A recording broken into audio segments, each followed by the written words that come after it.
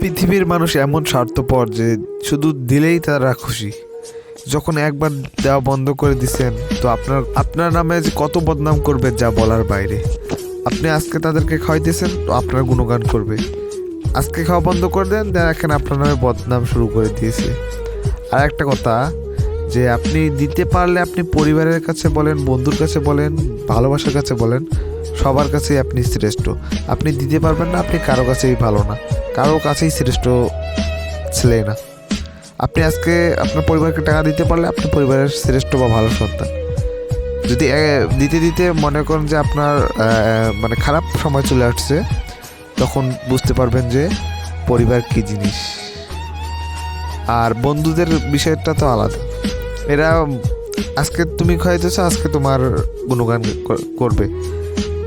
আজকে খাওয়াইয়ে বন্ধ করে দাও, তারা তোমার খোঁজও নিবে না যে তুমি কেমন আছো, কী করতেছো, কী না করতেছো। এটা হচ্ছে যে রিয়ালিটি, এটা হচ্ছে তোমাদের সমাজ।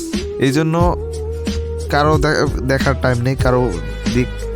নিজে ইনকাম করবা, নিজের সেভ করবা, রাখবা, হ্যাঁ দিবা, বন্ধুবান্ধবকে খাওয়াবা, কিন্তু সেরকম করে না।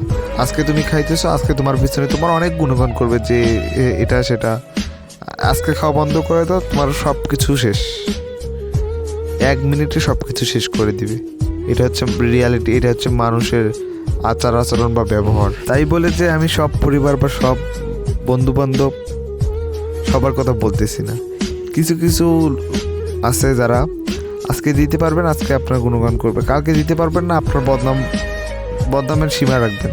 হ্যাঁ, ভালো বন্ধু বা ভালো পরিবার এরা আছে হাতে গোনা কয়েকটা। সবাই চাইবে যে তাদের নিজের স্বার্থটা হাসিল করতে। তাদের স্বার্থ হাসিল হয়ে গেলে তো আপনার কোনো খোঁজ খবরই রাখবে না।